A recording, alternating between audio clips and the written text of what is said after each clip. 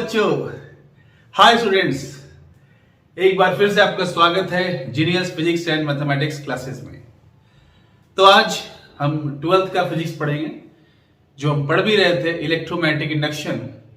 और उसमें हमने देखा था, जो हमने स्टार्ट किया था, तो हमने देखा था कि हम जो मैग्नेटिक फ्लक्स चेंज होता है वो किस किस मेथड के थ्रू कर सकते हैं। तो जो पहला मेथड था हमारा कि बाय चेंजिंग मैग्नेटिक फील्ड, वो हमने देख लिया था। दूसरा था हमारा बाय चेंजिंग एरिया, जिसमें हमने मोशनल ईएमएफ पढ़ा था। एक आपका रह गया था रोटेशन ऑफ कॉइल। अगर हम कॉइल को रोटेट करेंगे तो एंगल चेंज हो जाएगा, क्योंकि जो मैग्नेटिक फ्लक्स का फॉर्मूला होता है, आप सभी को पता है मैग्नेटिक फ्लक्स का formula B A cos theta है ना। Phi is equals to B A cos theta या phi B is equals to B A cos theta. तो यहां पे हम तीन तरीके से, मैंने लिखा भी था पिछले लेक्चर्स में, आप जाके देख सकते हैं कि phi is equals to B A cos theta. तो हम बी को चेंज करके भी उसको फ्लक्स को चेंज कर सकते हैं। हम चाहें तो हम एरिया को चेंज करके भी फ्लक्स को चेंज कर सकते हैं। और अगर हम चाहें तो थीटा का मतलब होता है कॉइल का रोटेशन। हम चाहें तो कॉइल का रोटेशन को भी चेंज करके हम फ्लक्स को चेंज कर सकते हैं।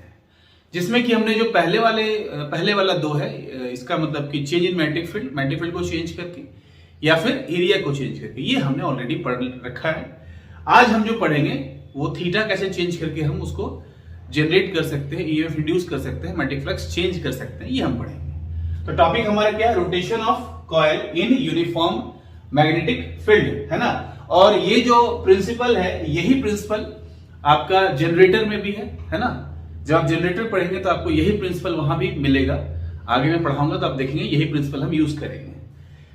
तो यहां पे क्या है कि मेरे पास एक कॉइल है, आप समझ सकते हैं। मेरे पास एक कॉइल है, सपोज, है ना, इस तरीके का। जैसे मेरे हाथ में मोबाइल है, तो ये कॉइल सपोज मान लीजिए, और ये एक टर्न का कॉइल नहीं, इसमें एन टर्न्स है ना। सिंगल टर्न नहीं है, एन टर्न्स का कॉइल है। और इस कॉइल को हमने जो है, ये मैग्नेटिक फील्ड हमारा, देखिए ये हमारा है मैग्नेटिक फील्ड, और इस तरह से हमने इस कॉइल को रखा हुआ है। यानी कि ये जो कॉइल का जो प्लेन है ना, वो मैग्नेटिक फील्ड पर परपेंडिकुलर है, नॉर्मल। इससे क्या होगा कि चूंकि ये प्लेन है तो इसका एरिया वेक्टर किधर होगा? तो इसका एरिया वेक्टर इधर होगा, है ना। एरिया वेक्टर किधर होगा? इधर होगा। आपको पता है एरिया वेक्टर क्या होता है? Normal to the given plane. तो ये आपका एरिया वेक्टर होगा, और मैग्नेटिक फील्ड की डायरेक्शन भी किधर है? इधर ही है। तो इससे क्या होगा? दोनों के बीच का थीटा कितना हो जाएगा? दोनों के बीच का थीटा 0 हो जाएगा। और अगर थीटा 0 हो जाएगा तो फिर हमारा फ्लक्स का फॉर्मूला क्या बनता है वो हम देखेंगे। तो फिलहाल आप समझ जाइए कि एक मेरे पास कॉइल है जिसको मैंने यूनिफॉर्म मैग्नेटिक फील्ड में रखा है। अगर मैंने इसको यूनिफॉर्म मैग्नेटिक फील्ड में रखा है तो कैसे रखा है भाई? तो मैंने इसके प्लेन को मैग्नेटिक फील्ड में परपेंडिकुलर रखा है, नॉर्मली रखा है। नॉर्मली रखने से क्या फायदा होगा कि ये जो हमारा एरिया वेक्टर है ये इस साइड बनेगा, और यही डायरेक्शन मैग्नेटिक फील्ड का भी है। तो थीटा कितना हो जाएगा? 0। और अगर थीटा 0 हो जाएगा तो जो फ्लक्स होता है बी ए कॉस थीटा, तो वहां पे कॉस थीटा, अगर थीटा 0 हो जाएगा तो कॉस 0 1 हो जाएगा। तो फ्लक्स आपका हो जाएगा बी ए। तो सबसे पहले हम यहां देख लेते हैं कि हमें लिखना क्या क्या है। तो क्या लिखा हमने? ये हमारा कॉइल है जो मैंने आपको बताया, नॉर्मली रखा है किस पर? मैग्नेटिक फील्ड पर। और अगर हम इसको थोड़ा सा रोटेट कर दे थीटा एंगल से, देखिए ये पहले ऐसे रखा हुआ था और अब ऐसे हो गया, तो बीच में एंगल आ गया। तो अगर आप थीटा एंगल से रोटेट करते हैं तो ये जो एरिया वेक्टर है, अब यहां इस साइड था पहले, अब ये नहीं होके ये नीचे चला जाएगा, जबकि बी का तो यही डायरेक्शन रहेगा। तो ये बी के साथ कितना एंगल बना लेगा? थीटा। तो वही मैंने यहां पे आपको डायग्राम में दिखाया है कि पहले ये आपका था कॉइल, तो यहां पे थीटा कितना था? 0 डिग्री। अब अगर मैं इसको रोटेट कर दूं ऐसे करके, तो अब ये जो थीटा पहले इधर साइड था वो थीटा कहां चला जाएगा? नीचे। यानी बी के साथ थीटा ऐसे बन जाएगा। तो ये वाला कंपोनेंट क्या हो जाएगा? बी कॉस थीटा, और ये वाला कंपोनेंट हो जाएगा बी साइन थीटा, जैसा कि आपने 11th में वेक्टर में पढ़ा है। तो ये हो गया आपका बी कॉस थीटा, ये बी साइन थीटा। पहले ये ऐसे रखा हुआ था, हमने इसको रोटेट किया ऐसे। कितने एंगल से रोटेट कर दिया? थीटा। ये जब हमने रोटेट इसको किया तो इसका एरिया वेक्टर इधर आ गया, यानी एरिया वेक्टर बी के साथ जो है वो थीटा एंगल बना लिया। अगर एरिया वेक्टर बी और ए के बीच का एंगल थीटा हो जाता है, तो अब हम फॉर्मूला जो फाई बी का था वो बी ए नहीं लिखकर बी ए कॉस थीटा लिखेंगे। पहले बी ए क्यों लिख रहे थे? क्योंकि पहले एरिया वेक्टर जब ऐसे था तो थीटा कितना था? 0। और अगर थीटा 0 डिग्री है तो कॉस 0 1 हो जाता है, तो इसलिए हम वहां पे फाई बी ए लिखते थे। लेकिन अब अगर हम रोटेट कर देंगे तो ये मैग्नेटिक फील्ड के साथ थीटा एंगल बना लेगा, है ना। और अगर ये मैग्नेटिक फील्ड के साथ थीटा एंगल बना लेगा तो अब हमारा जो मैग्नेटिक फ्लक्स है वो बी ए ना होके बी ए कॉस थीटा हो जाएगा। ठीक है, तो क्या लिखेंगे हम यहाँ पे, late us consider a coil of n turns. यहाँ पे सबसे पहले समझने वाली बात है कि यहाँ पे ये जो कॉइल है वो एक सिंगल टर्न कर रही है, वो उसमें n टर्न्स है। n टर्न्स मतलब 10, 20, 50 कुछ भी हो सकता है। तो let us consider a coil of n turns of each area A placed with a plane perpendicular to a uniform magnetic field भी। जैसा कि मैंने कहा कि मैंने इसको कैसा रखा है, इसको मैंने रखा है नॉर्मल, है ना, ये आपका है B और इसको मैंने रखा है नॉर्मल, तो इसका एरिया वेक्टर इधर हो जाएगा, तो थीटा 0 हो जाएगा।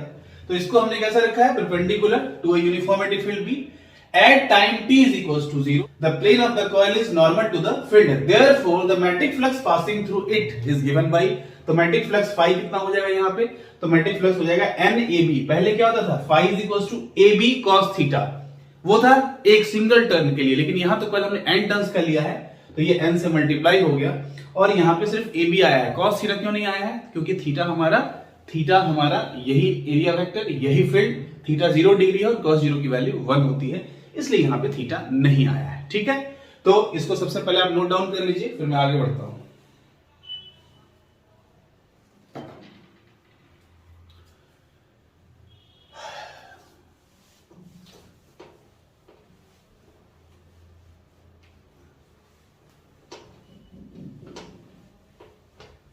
अब यहां पे आपको यह जानना है कि अगर हम इस कॉइल को अब रोटेट कर दे एंगल थीटा से, है ना, when the coil is rotated by angle theta, when the coil is rotated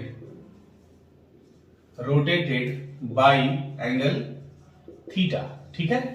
अब अगर मैं इस कॉइल को रोटेट कर दूं, है ना, एंगल थीटा से इधर रोटेट कर दूं, तो थीटा इज इक्वल टू क्या होता है, मान लीजिए कि इसको रोटेट करने में हमारा पहले जब t इज इक्वल टू 0 था तब तो ये ऐसे था, लेकिन जब t is equal to t हो गया, कुछ समय बीत गया, तो ये ऐसे रोटेट कर गया, यानी कि when time t is equal to t the coil is rotated by angle theta, तो थीटा इज इक्वल टू क्या होगा, when the coil is rotated by angle theta, therefore in time t, है ना, in time t theta की value कितनी हो जाएगी, omega t, है ना। आपको पता है कि ये जो कॉइल होता है ये सर्कुलर मोशन करेगा, तो इसके पास क्या होगा, एंगुलर वेलोसिटी होगा, कितना होगा, 1 सेकेंड में ओमेगा, 2 सेकेंड के लिए 2 ओमेगा, 3 सेकेंड के लिए 3 ओमेगा, 4 सेकेंड के लिए 4 ओमेगा, और जब ये पूरा एक चक्कर लगा लेगा यानी कि t टाइम के लिए, तो t इंटू ओमेगा हो जाता है ना। ये हमारे पास फॉर्मूला है जो हमने 11th में पढ़ रखा है।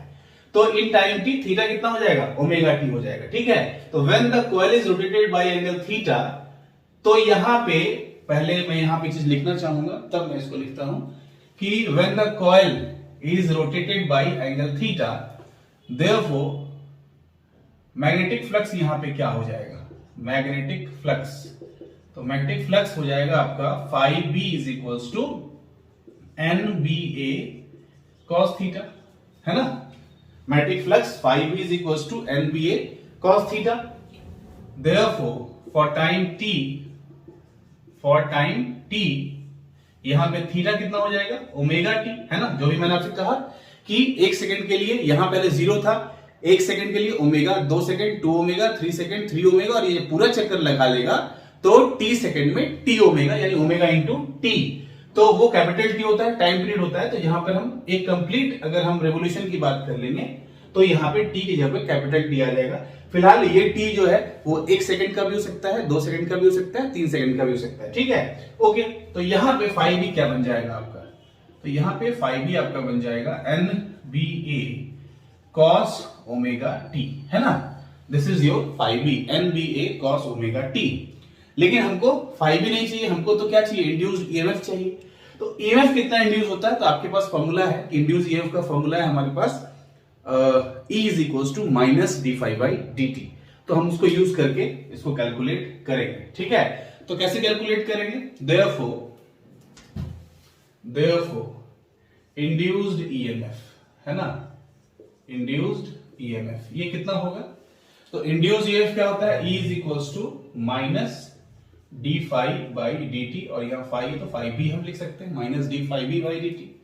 तो यहां पे E हो जाएगा induced EMF minus D phi B कितना है, N B A cos omega t, ठीक है, बाई डी टी। और आप लोग डिफरेंशिएशन पढ़े हैं, डिफरेंशिएशन में क्या होगा, ये एन बी ए ये कांस्टेंट टर्म है, तो ये एन बी ए बाहर हो जाएगा, अंदर क्या बचेगा minus D cos omega T by D T, ठीक है। और कॉस थीटा का आपको पता है कि जो डिफरेंशिएशन होता है वो माइनस साइन थीटा होता है, लेकिन यहाँ ओमेगा टी है तो यहाँ चेन रूल लगेगा, तो ओमेगा भी होगा, ओमेगा टी भी एक बार डिफरेंशिएट होगा तो ओमेगा कोएफिशिएंट के रूप में यहाँ पे आ जाएगा, यानी कि इसका डिफरेंशिएशन क्या हो जाएगा, तो माइनस तो लगा हुआ है ही, तो मैं यहाँ पे ये माइनस को यहाँ पे लगा देता हूं, माइनस यहाँ आ गया, और कॉस का हो जाएगा minus sign omega T into एक ओमेगा भी आएगा, है ना, चेन रूल जब अप्लाई करेंगे तो एक ओमेगा भी आ जाएगा, और ये माइनस माइनस मिलके क्या बन जाएगा प्लस, तो इंड्यूस्ड ईएमएफ क्या हो जाएगा, प्लस में हो जाएगा N B A omega sine omega t, ये आपका हो जाएगा इंड्यूस्ड ईएमएफ, है ना, N B A omega sine omega t, this is your induced EMF, ठीक है। अब अगर आपको इसको कॉपी करना है तो आप वीडियो पॉज करके कॉपी कर सकते हैं, ठीक है। मैं आगे बढ़ता हूं, तो हमारा जो इंड्यूस्ड ईएमएफ आ गया N B A omega sine omega t, ठीक है। तो ये जो एन बी ए ओमेगा है sign omega T induced EMF, ये इंड्यूस्ड ईएमएफ मैक्सिमम कब होगा, तो ये इंड्यूस्ड ईएमएफ मैक्सिमम तब होगा जब साइन की वैल्यू 1 हो जाएगी, क्योंकि आपको पता है साइन का मैक्सिमम वैल्यू होता है 1 और मिनिमम वैल्यू होता है -1, तो ये पूरा का पूरा इंड्यूस्ड ईएमएफ मैक्सिमम कब होगा, जब ये साइन वाला टर्म साइन ओमेगा टी 1 हो जाएगा, ठीक है। तो हम क्या लिखेंगे कि फॉर मैक्सिमम इंड्यूस्ड ईएमएफ, है ना, या induced EMF will be maximum, induced EMF will be maximum if sin omega t is equals to 1, और अगर sin omega t 1 हो जाता है तो इंड्यूस ईएमएफ कितना हो जाएगा, N B A omega into 1, तो 1 तो मल्टीप्लाई होता है, एन बी ए ओमेगा ही रह जाएगा। तो चूंकि ये मैक्सिमम इंड्यूस्ड ईएमएफ है तो इसको हम ई नॉट से इंडिकेट करते हैं, ठीक है, E not is equals to N B A omega.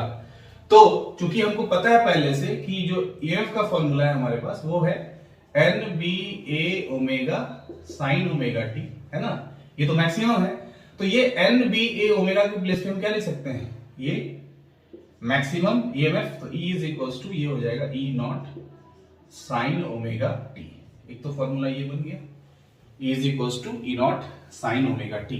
What is omega? Omega is angular velocity, है ना, तो आप लिख सकते हैं where omega क्या है आपका, angular velocity, और आप जानते हैं angular velocity ओमेगा का फॉर्मूला क्या होता है, तो since ओमेगा होता है 2 पाई बाई t, आपको पता है ना, एंड 1 बाई टी क्या होता है, 1 बाई टी तो फ्रीक्वेंसी होता है, f फ्रीक्वेंसी, तो मैं इसको ओमेगा को लिख सकता हूं 2 पाई f, है कि नहीं, 2 पाई f, और अगर मैं ओमेगा 2 पाई f लिख दूं तो ये फॉर्मूला क्या बन जाएगा, ये फॉर्मूला जो है ये बन जाएगा E is equals to E not sine 2 pi f into t, ठीक है, 2 पाई f इंटू टी, है ना, तो ये भी मैं यहां पे यूज कर सकता हूं, या ये आप यूज करना चाहते हो इसको भी यूज कर सकते हैं, ओके।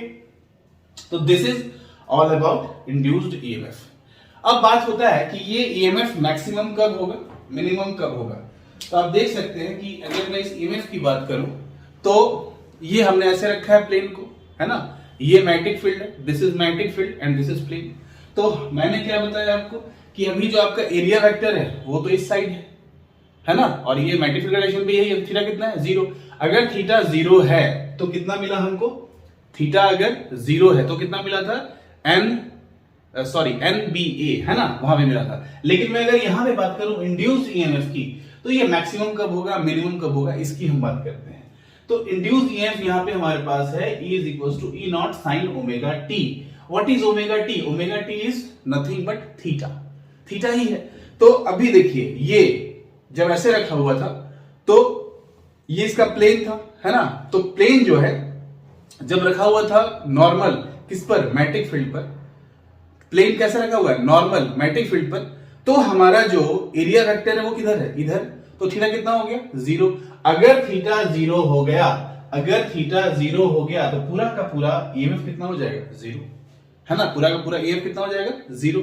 लेकिन अगर अब ये घूम रहा है, अभी ये ऐसे था, अब ये घूमा और घूम के ये ऐसे हो गया, ठीक है।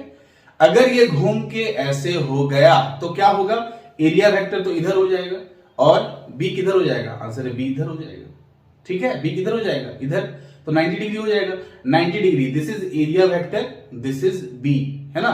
Theta is equal to 90 degree, और थीटा अगर 90 डिग्री हो गया तो साइन 91 होता है, तो ई कितना हो जाएगा, ई नॉट, यानी कि मैक्सिमम।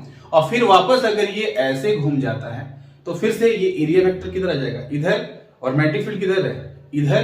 तो थीटा कितना हो जाएगा, थीटा हो जाएगा 180 डिग्री, और साइन 180 का वैल्यू 0 होता है, तो फिर से ये कंप्लीट कितना हो जाएगा, ये फिर से 0 हो जाएगा। और फिर ये रोटेट करके अगर यहां पे आता है तो यहां पे फिर से आप देख सकते हैं एरिया वेक्टर किधर है, इधर, यानी कि आप देखिए इस साइड ऐसे गया और बी कैसे है, ऐसा। तो थीटा कितना हो जाएगा, थीटा हो जाएगा 90, तो फिर से मैक्सिमम हो जाएगा। और वापस जब ये यहां पहुंचेगा तो फिर से ये थीटा यहां पे, ये this is magnetic field, this is area vector, theta फिर से कितना हो जाएगा, 0, और वो फिर से ईएफ 0 हो जाएगा। और इस तरह से ये फ्लक्चुएट करता रहेगा।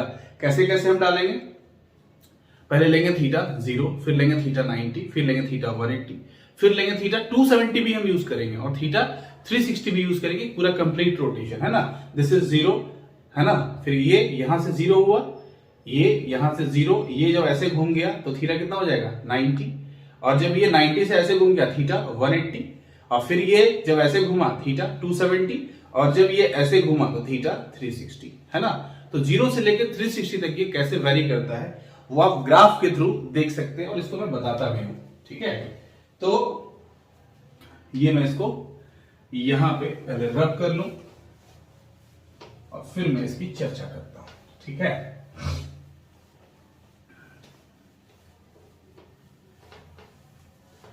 अब इसको समझिएगा, है ना। हमने निकाल लिया since E is equal to E naught sine omega t, और यही ओमेगा टी क्या है, थीटा है। थीटा इज इक्वल टू ही क्या है आपका, ओमेगा टी, ठीक है। अब ऐसे सुनिए, when theta is equal to 0 degree, तो ई कितना हो जाएगा, ई नॉट साइन 0, तो ये कंप्लीट 0 हो जाएगा, है ना। When theta is equal to 90, theta 90 होगा तो साइन का वैल्यू साइन 91 हो जाएगा, तो ई कितना हो जाएगा, पूरा का पूरा कंप्लीट। इसको बोलते हैं पीक वैल्यू, है ना। इसको क्या बोलते हैं, पीक वैल्यू।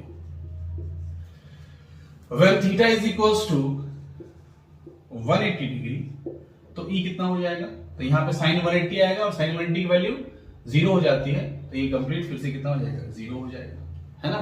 और जब हम लेंगे when theta is equal to 270, है ना, जब थीटा 270 लेंगे तो हमारा ई कितना हो जाएगा, तो यहां पे आ जाएगा ई नॉट साइन 270, साइन 270, और साइन 270 का जो वैल्यू होता है, साइन 270 का, ये साइन 270 का वैल्यू आपको पता है कितना होता है, -1, ठीक है।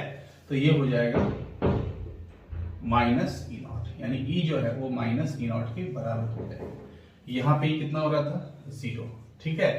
यहां पे ई फुल वैल्यू, यहां पे ई की वैल्यू 0, तो पहले कितना आया, 0, फिर फुल वैल्यू, फिर 0, फिर माइनस। और जब when theta is equal to 360 degree हो जाएगा तो ई की वैल्यू हो जाएगी ई नॉट साइन 360, और 360 की वैल्यू 0 होती है, तो ई की वैल्यू भी आपकी फिर से क्या हो जाएगी, 0, है ना। तो ये आपका टाइम के साथ चेंज करता है। तो टाइम के साथ जो ये चेंज करता है इसको हम ग्राफिकली भी दिखा सकते हैं। कैसे दिखाएंगे, याद रखिएगा, 0 पे 0, 90 पे पूरा फुल वैल्यू, 180 पे 0, 270 पे जो है फुल वैल्यू ही है लेकिन नेगेटिव में है, और 360 पे ये वैल्यू 0 हो गई है। तो इसको हम ग्राफ से कैसे इंडिकेट करते हैं वो मैं आपको शो करता हूं, ठीक है। ये ग्राफ से कैसे इंडिकेट होगा ये मैं आपको शो करता हूं।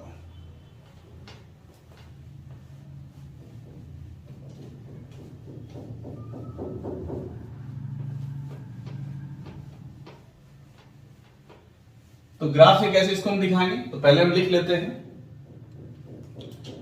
ये this is your EMF and this is your time. ये मेरा टाइम एक्सिस है टी, और ये मेरा जो है वो ईएमएफ है ना।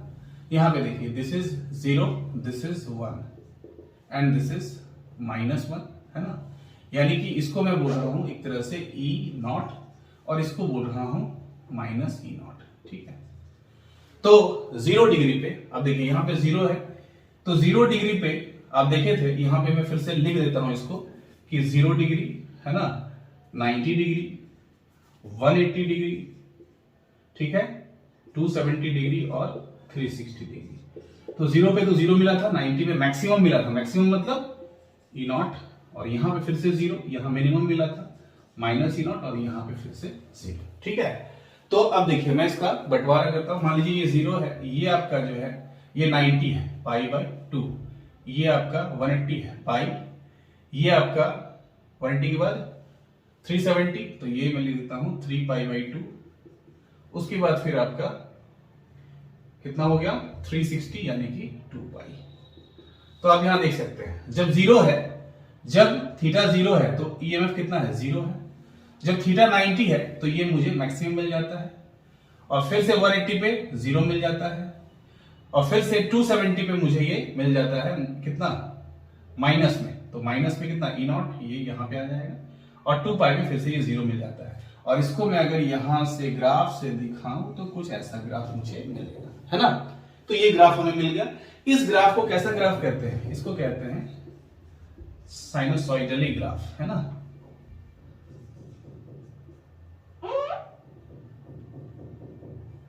ये ग्राफ जो हमें मिला ये एक साइनोसॉइडल ग्राफ, यानी कि जो ईएमएफ है वो साइन के अकॉर्डिंग चेंज करता है, साइन की वैल्यू जैसे जैसे चेंज करती है हमारा ईएमएफ भी चेंज करते रहता है। तो ये जो ग्राफ हमको मिलता है इसको ग्राफ को हम कहते हैं साइनोसॉइडल ग्राफ, है ना।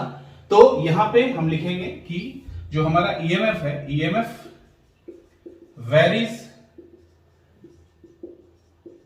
साइनोसॉइडली, है ना, ये हमारा साइन के अकॉर्डिंग चेंज करता है, and this graph is called sinusoidal graph. ठीक है, तो ये आपको याद रखना है। तो आपने देखा कि कैसे कैसे हम थीटा को चेंज करेंगे, और थीटा को चेंज करने से क्या होगा, हमारा मैग्नेटिक फ्लक्स चेंज होगा। पहले ये मैग्नेटिक फ्लक्स जो था ये B था, ये एरिया वेक्टर, जैसे जैसे ये अपने जगह पर रोटेट करेगा, है ना, तो ये अपने जगह पर ऐसे ये रोटेट करेगा, और रोटेट करेगा तो ये मैग्नेटिक फील्ड को कट करते चला जाएगा, और मैग्नेटिक फ्लक्स जो इससे लिंक होगा वो चेंज होगा, और मैग्नेटिक फ्लक्स जो लिंक हो रहा है वो अगर चेंज हो जाए तो यहाँ पे ईएमएफ इंड्यूस हो जाता है। कितना ईएमएफ इंड्यूस होता है वो आपने देख लिया। ठीक है, तो this is all about rotation of coil in a magnetic field. तो अगर ये जो मेरा वीडियो है, ये जो हमारा वीडियो है, ये अगर आपको अच्छा लगा तो हमारे चैनल को सब्सक्राइब करें, वीडियो को लाइक करें, और बेल आइकन को जरूर से प्रेस करें, ताकि फ्यूचर में आने वाले जितने भी वीडियोस हो उसका नोटिफिकेशन आपको मिलता रहे। तब तक के लिए जय हिंद, वंदे मातरम।